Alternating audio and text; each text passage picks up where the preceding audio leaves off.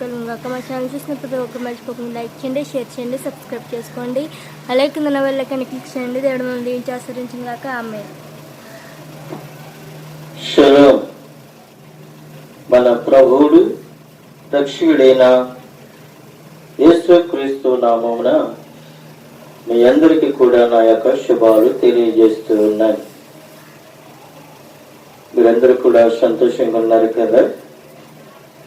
మీరందరూ కూడా సంతోషంగా ఉండాలని, దీవెనకరంగా ఉండాలని, ఆశీర్వాదకరంగా ఉండాలని నా ఆశ, నా కోరిక, నా ప్రార్థన. ప్రతిరోజు మీ కొరకు, మీ కుటుంబాల కొరకు, మీ యొక్క ఆరోగ్యం కొరకు నేను ప్రార్థన చేస్తూ ఉన్నాను.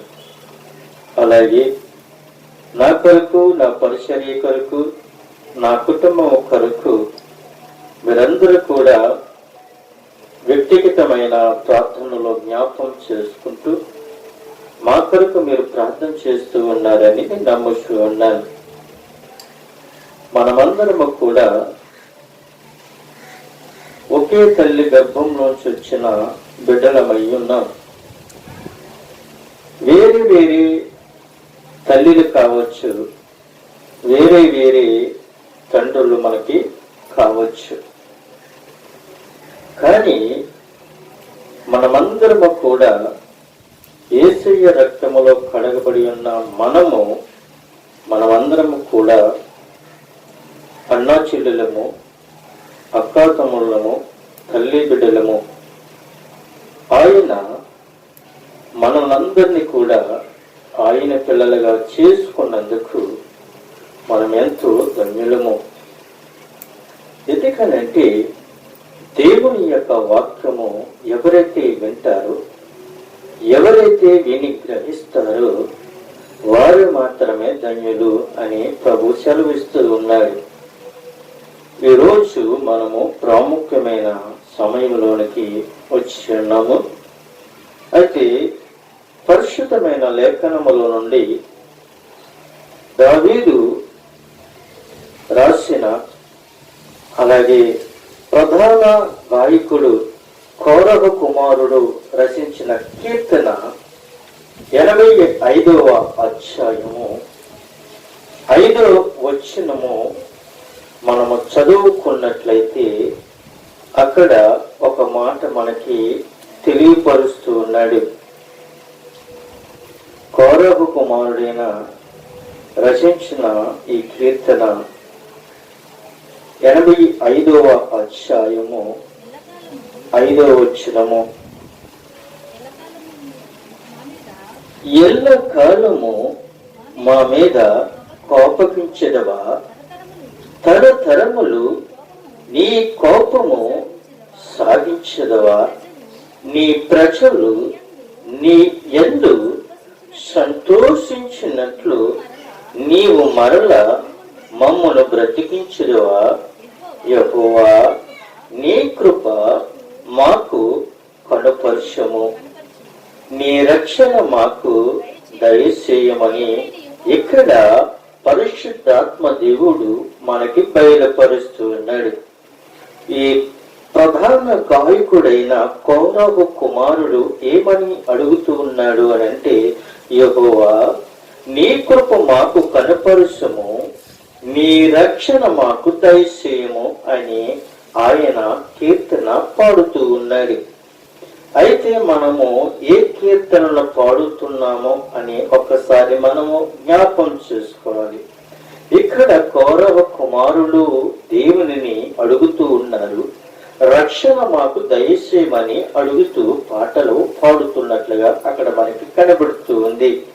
అయితే ప్రియమైన దేవుని యొక్క బిడ్డలారా, మన జీవితాలలో చాలా పాటలు కనబడుతూ ఉంటాయి.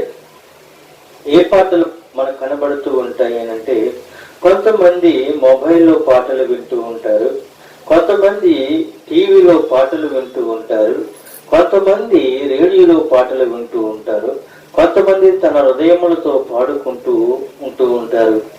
ఈ మన జీవితాలను పాడించే పాటలు ఏ విధంగా ఉంటాయంటే, పరిశుద్ధాత్మ దేవుడు గాన ప్రతిగానములతో రచించిన ప్రతి ఒక్క పాటలు మనము పాడినట్లయితే దేవుడు మనల్ని ఆశీర్వదిస్తూ ఉంటాడు. కానీ లోక సంబంధమైన పాటలు మనము పాడినట్లయితే రక్షణ మనకి దొరకదని ప్రభు మనకి సెలవిస్తూ ఉన్నాడు.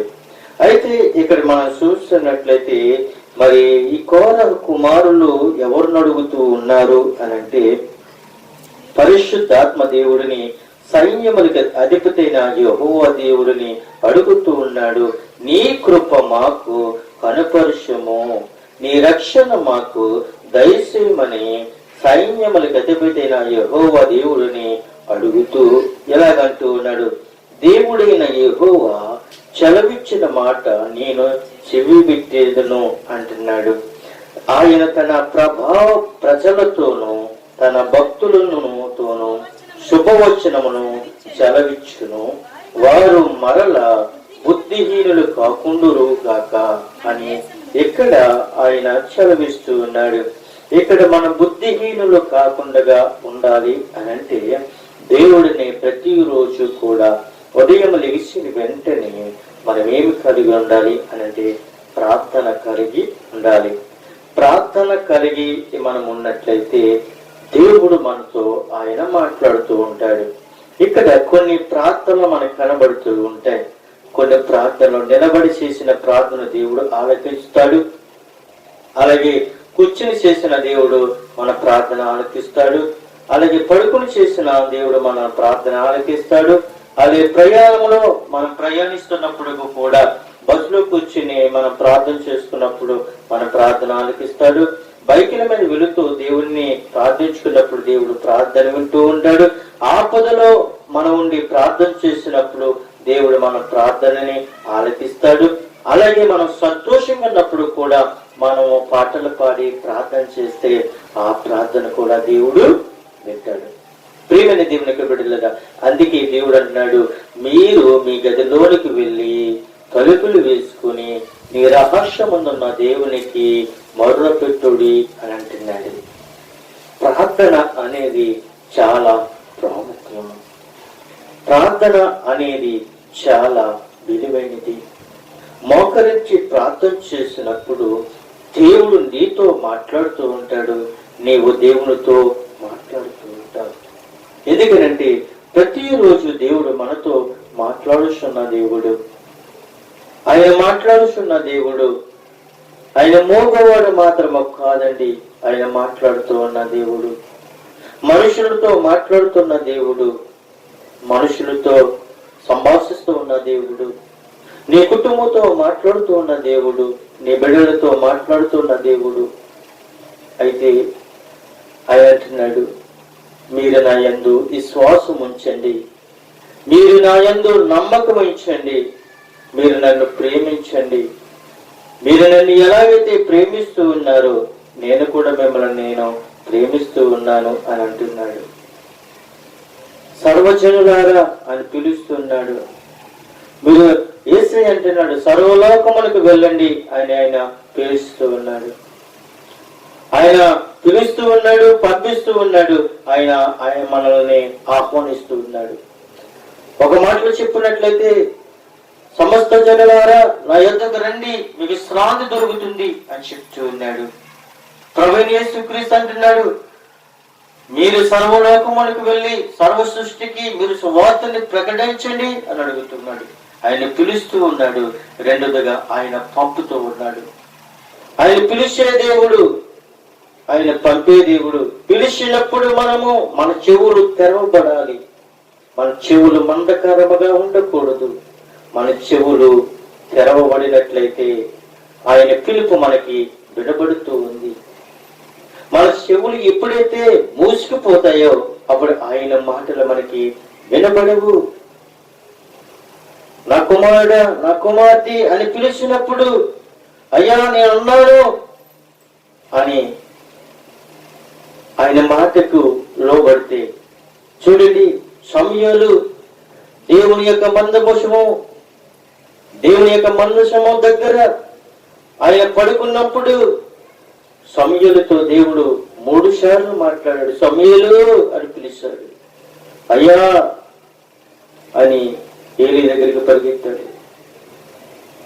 దేవుడు మళ్ళీ సమూయేలు అని పిలిచాడు. మళ్ళీ ఏలీ దగ్గరికి పరిగెత్తాడు. మూడోసారి సమూయేలు అని పిలిచాడు. సమూయేలు ఏలీ దగ్గర పరిగెట్టినప్పుడు, అయ్యా నువ్వు పిలిచావా అని అడిగినప్పుడు, నేను పిలవలేదు. ఈసారి నేను పిలిస్తే అయ్యా నేనున్నాను అని చెప్పు అని అడిగినప్పుడు, ఆయన మళ్ళీ మరొకసారి పిలిచినప్పుడు, అయ్యా నేనున్నాను అని అన్నాడు. ఎంత గొప్ప దేవుడు మన దేవుడు! ఆయన పిలుస్తున్న దేవుడు, ఆయన పిలుస్తున్న దేవుడు. నువ్వు నిద్రపోతున్నావేమో, నిద్రలో పిలిచే దేవుడు. ఆపదలో ఉన్నావేమో, ఆయన పిలిచే దేవుడు. నువ్వు శోధనలో ఉన్నావేమో, ఆయన పిలిచే దేవుడు. రక్షణ లేక నీ శరీరం అంతా కూడా పాడైపోయిందేమో, ఆయన స్వస్థపరిచే దేవుడు. మరణ పాశములలో ఉన్నావేమో, ఆయన మరణము నుండి తప్పించే దేవుడు. పాపం అనే ఊబులో కూరుకుపోతున్నావేమో, దేవుడు నీ పాపములను క్షమించి పాప ఊబుల నుండి తప్పించిన దేవుడు మన దేవుడు. ఆయన నీ కొరకు నా కొరకు మరణించాడు. ఆయన నీ కొరకు నా కొరకు రక్తము కార్చాడు. ఆయన నీ కొరకు నా కొరకు ఆయన శరీరము దున్నబడింది. ఆయన నీ కొరకు నా కొరకు మేకలు కొట్టించుకున్నాడు. ఆయన నీ కొరకు నా కొరకు ముళ్ళు కిరీటం పెట్టించుకున్నాడు. ప్రియమైన దేవునికి బిడ్డలారా, నీ కొరకు నా కొరకు ప్రాణం పెట్టే దేవుడు ఈ ప్రపంచంలో ఎవరు లేరు ఈ రోజుని. అందుకే మనం ఏమి కలిగి ఉండాలి అంటే, మాకు రక్షణ కావాలి ప్రభువా అని ప్రతిరోజు కీర్తనలు పాడాలి. ప్రతిరోజు కీర్తనలు పాడి, కీర్తనను ఎత్తు పెట్టుకుని పరిశుద్ధాత్మదేవుడిని మహిమపరుస్తూ, ప్రభువా ఒక్కసారి నన్ను జ్ఞాపం చేసుకో, నా బ్రతుకును జ్ఞాపం చేసుకో, నా స్థితిని జ్ఞాపం చేసుకో, నా హృదయాలు మీరు జ్ఞాపం చేసుకో.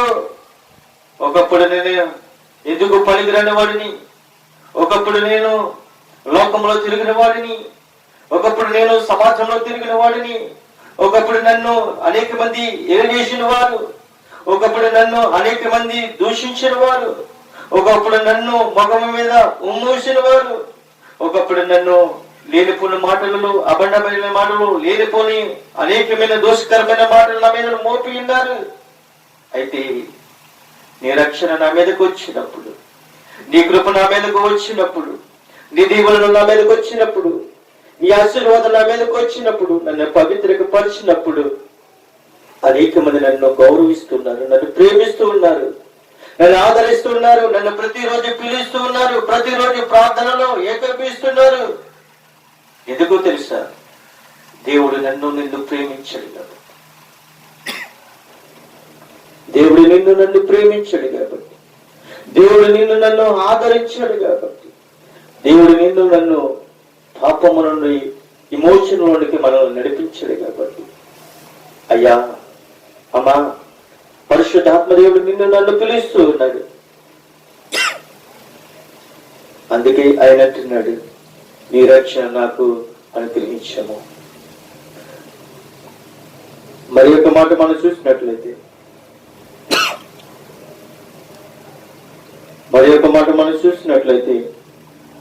మొదటి యోహాను పత్రిక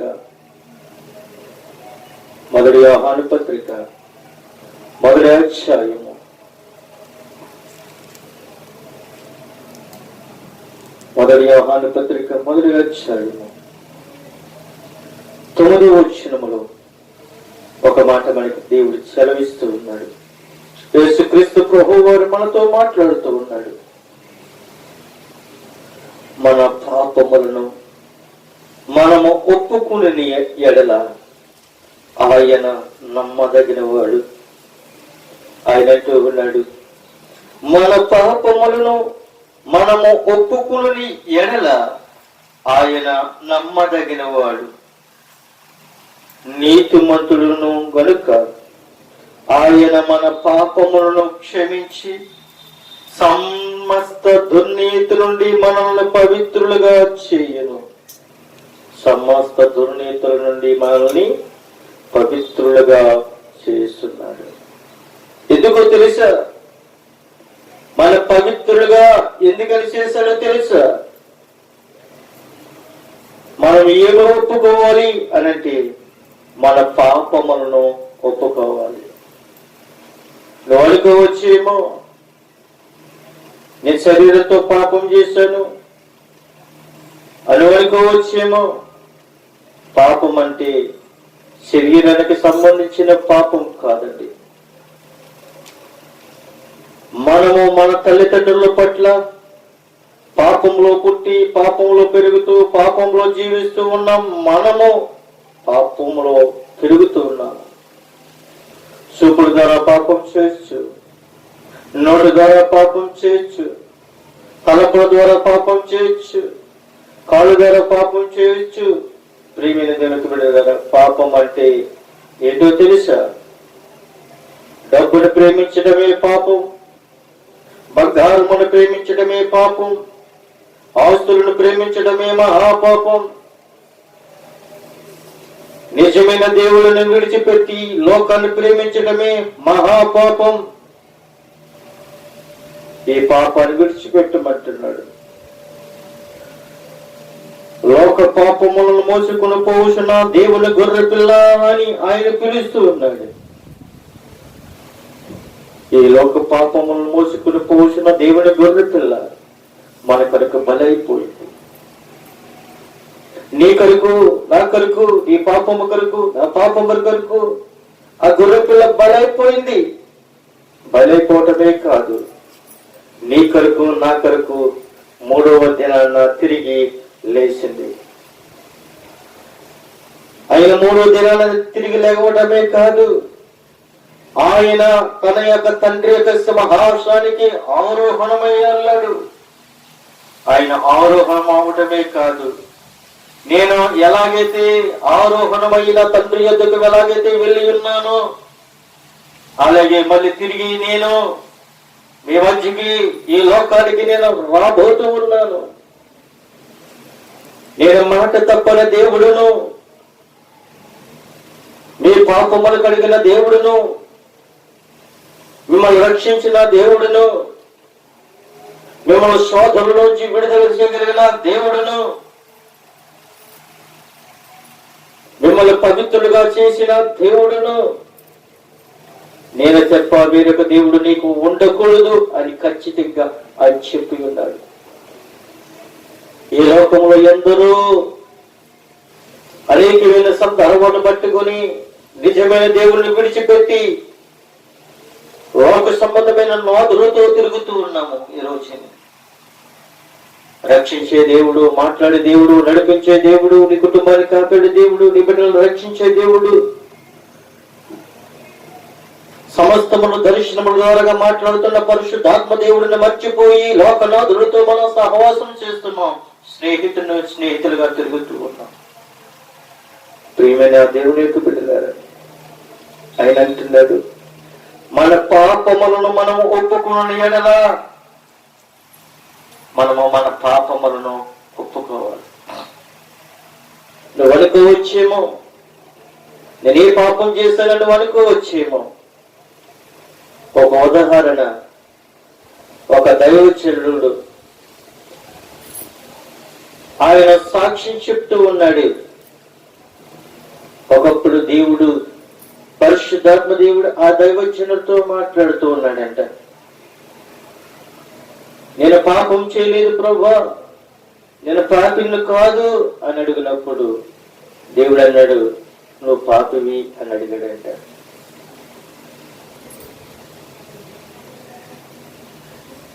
నేనేమో పాపిని ప్రభువా, నువ్వే కదా నన్ను పరిచర్యలో నడిపిస్తూ ఉన్నావు, నీవే కదా సువార్తను ప్రకటిస్తామన్నావు, నువ్వే కదా వాక్యాన్ని అందించమన్నావు, నేను పాపిని కాదని ఎలా నువ్వు ప్రార్థన చేస్తున్నావు, పాపివి అని అడిగాడంట. నేను ఏ పాపం చేస్తానో ఆ పాపములను కనపరిచి ప్రభువా, ఆ తప్పులను దిద్దుకుంటాను అని చెప్పినప్పుడు పరిశుద్ధాత్మ దేవుడు ఆ దైవజనుడికి దేవుడు దర్శనము ద్వారాగా ఆ దర్శనములో చూపించాడట. తన 5వ సంవత్సరములో అతను చదువుకుంటున్న సమయంలో తన తండ్రి కష్టపడి ఒక 5 రూపాయలు జేబులో వేసుకుంటే చిల్లర, తన తండ్రి ఉదయమును లెగిసి కష్టపడి రాత్రంతా మానం కష్టపడి 5 రూపాయలు సంపాదించి ఆ చిల్లర పట్టుకుని వచ్చి ఆ జేబులో వేసుకుని ఆ చిల్లకొడికి తగిలిచ్చాడంట. తన కుమారుడు లెగిసి గబగబా స్నానం చేసి తన తండ్రిని ఆ రూపాయి అడగకుండగా ఆ రూపాయి తీసుకుని స్కూల్కి వెళ్ళిపోయి ఖర్చు పెట్టడం జరిగింది. చూడండి ప్రియమైన దేవునికి బిడ్డలారా, నీ తండ్రియే, నీ తల్లే, నీ కుటుంబమే నువ్వు అనుకుంటున్నావేమో, అడగకుండగా తీసింది అది దొంగతనమే. తన 5వ సంవత్సరంలో తన తండ్రి యొక్క జేబులో తన తండ్రిని అడగకుండగా రూపాయి తీసుకుని ఖర్చు పెట్టుకున్నాడు. నేను పరిశుద్ధుడని అన్నాడు, నేను పాపం చేయలేని వాడని అన్నాడు. కానీ దేవుడు ఏమన్నాడో తెలుసా? నువ్వు పాపివి, నువ్వు పాపం చేశావు అని అడిగినప్పుడు ఆ దైవజనుడు అన్నాడు, ప్రభువా నేను పాపనైతే ఆ పాపం నేను కడుక్కుంటాను, ఆ పాపం ఎట్టిదో నాకు చెప్పు అడిగాడు. ఆ పాపం చూపించాడు. ప్రభువా నన్ను క్షమించు, ప్రభువా నన్ను క్షమించు, ఆనాడు నేను చేసిన తప్పే.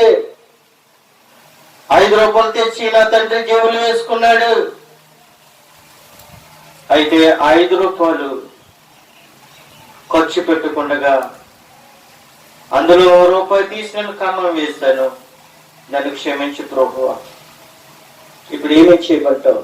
నీ తప్పు నువ్వు ఒప్పుకున్నావు కదా, నీ తప్పును ఒప్పులు ఉన్నావు కాబట్టి, నీ పాపం కడుక్కున్నావు కాబట్టి ఈ రోజు నుంచి నువ్వు పరిశుద్ధుడువే, పాపం చేయకు అని దేవుడు బయలుపరిచాడు. ప్రియమైన దేవునికి బిడ్డలారా, నేను చేయలేదని అనుకోవటం తప్పు. ఏదో ఒక సందర్భంలో నోటి ద్వారా మాట్లాడవచ్చు, ఏదో ఒక రోజు నీ తలంపుల ద్వారా మాట్లాడవచ్చు. కానీ ఉదయం లేచిన వెంటనే చీకటి పడగక మునిపి మన పాపములు మనము కడుగుకోవాలి. ఎవరినైనా మనం దుర్గర్భమైన మాటలు మాట్లాడి అంటే మమ్మల్ని క్షమించి ప్రభువా, ఆ కీడు మా మీదకి గాని, మా కుటుంబం మీద గాని, మా బిడ్డల మీదకి గాని రాకుండా మమ్మల్ని క్షమించు. మేమెవరినైనా ఏదైనా అన్నామేమో, ఎవరినైనా మేము దూషించి ఉన్నామేమో, ఎవరిని మీదైనా మేము తెలియన మాటలు మోపమేమో, మమ్మల్ని క్షమించు ప్రభువా, మమ్మల్ని క్షమించు. మా బ్రతుకు దినములన్నీ కూడా క్షమించే దేవుడువు. తండ్రి క్షమించపోనా, తల్లి క్షమించపోనా, అన్నదమ్ములు క్షమించపోనా, సంఘము క్షమించపోయినా క్షమించగల దేవుడు నీవు. క్షమాభిక్షమ నీ దగ్గర ఉంది ప్రభువా. నువ్వు ప్రేమించే దేవుడువు, మమ్మల్ని నడిపించే దేవుడువు. నీ తప్ప మాకు ఇంకెవరున్నారు ప్రభువా? మన పాపము చెయ్యలేదని చెప్పుకున్న ఎడల ఆయనను అబద్ధకునిగా చెయ్యువారందరూ మగును. ఆయన అంటున్నాడు, మనము పాపము చెయ్యలేదని చెప్పుకున్న ఎడల ఆయనను అబద్ధకునిగా చెయ్యువారము మరియు ఆయన వాక్యము మనలో ఉండదు. దేవుని స్తోత్రం, హల్లెలూయా. నేను పాపం చేయలేదు, నేను ఏ దోషము చేయలేదు, ఏ అబద్ధమో ఆడలేదు అని అంటే నువ్వు ఈరోజు నీ విన్న వాక్యం అంతా కూడా ఏమైపోతుందంటే మనలో ఉండదంట. ఈ వాక్యం విని, ఈ వాక్యం గ్రహించి మళ్ళీ మనము తప్పుడడుగులు వేస్తే, ప్రతిరోజు తప్పుడడుగులు వేస్తే వాక్యం మనలో ఉండదండి. ఎందుకో తెలుసా? పరిశుద్ధాత్మ దేవుడు నీలో ఉండడు. ఎప్పుడైతే మోసకరమైన మాటలు ఉంటాయో, అబద్ధకరమైన మాటలు ఉంటాయో, అసూయమైన మాటలు ఉంటాయో, పాపకరమైన మాటలు మనం ఎప్పుడైతే మన హృదయంలో ఉన్నవో అప్పుడే మన నాలో నుండి దేవుని యొక్క వాక్యం బయటకు వెళ్ళిపోతుంది. పరిశుద్ధాత్మ దేవుడు మనకు దూరం అయిపోతాడు. ఎప్పుడైతే నువ్వు పరిశుద్ధంగా ఉంటావో, ఎప్పుడైతే పరిశుద్ధంగా మాట్లాడతావో, ఎప్పుడైతే నీ హృదయం పరిశుద్ధంగా ఉంటుందో, అప్పుడే దేవుని వాక్యం నీలోకి వస్తుంది. దేవుని యొక్క వాక్యం నీలోకి వచ్చి నిన్ను ఫలిస్తుంది, నిన్ను నడిపిస్తుంది, నిన్ను రక్షిస్తుంది, నిన్ను సంరక్షిస్తుంది. ప్రియమైన దేవునికి బిడ్డలారా, ఇంకొక విషయం మనం చూసినట్లయితే యోహాను సువార్తలకు మనం వెళ్ళినట్లయితే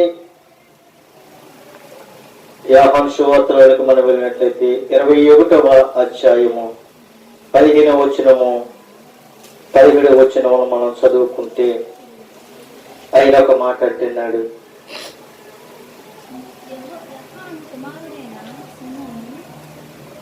21వ అధ్యాయము 15వ వచనము,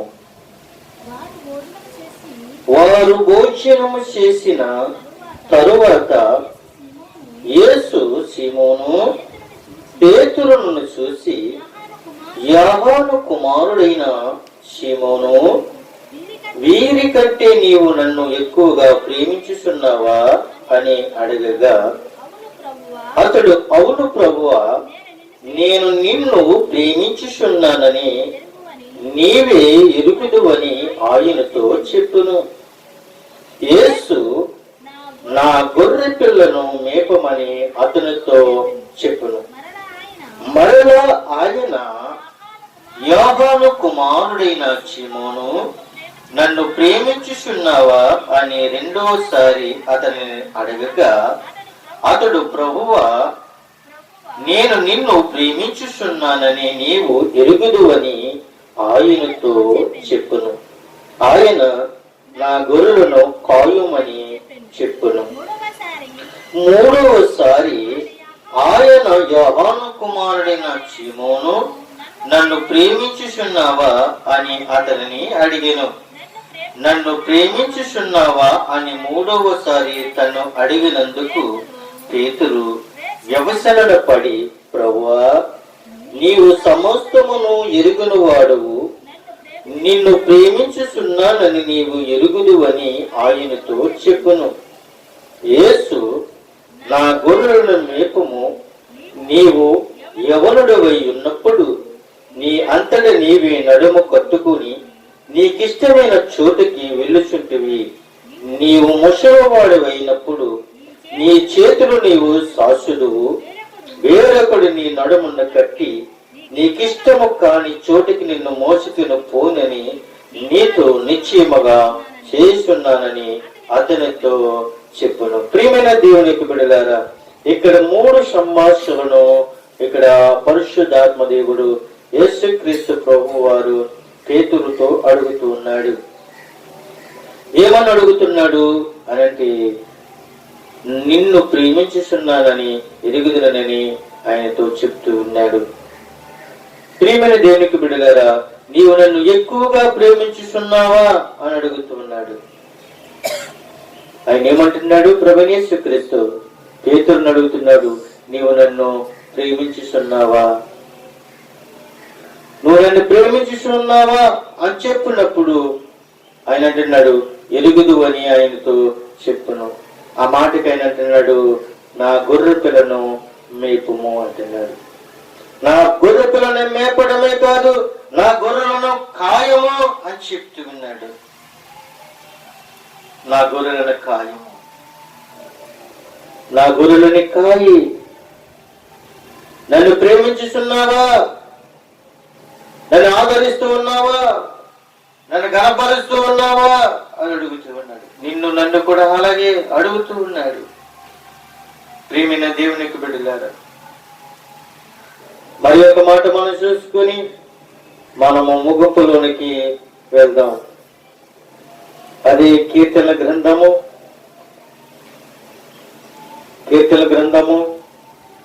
32వ అధ్యాయము 32వ అధ్యాయము మొదటి 2 వచనాలు మనం చదువుకొని మనం ముగించుకుందాం. తన అతిక్రయములకు పరిహారము నొందిన వాడు తన పాపమునకు ప్రాయశ్చిత్తము నొందిన వాడు ధన్యుడు. నిజమే ప్రియమైన దేవునికి బిడ్డలారా, ఇక్కడ అంటూ ఉన్నాడు, తన పాపమునకు ప్రాయశ్చిత్తము నొందిన వాడు ధన్యుడు. మనము పాపములను తీసుకునేవారిలాగా, మన పాపములను కడుక్కునేవారిలాగా మనం ఉండాలి.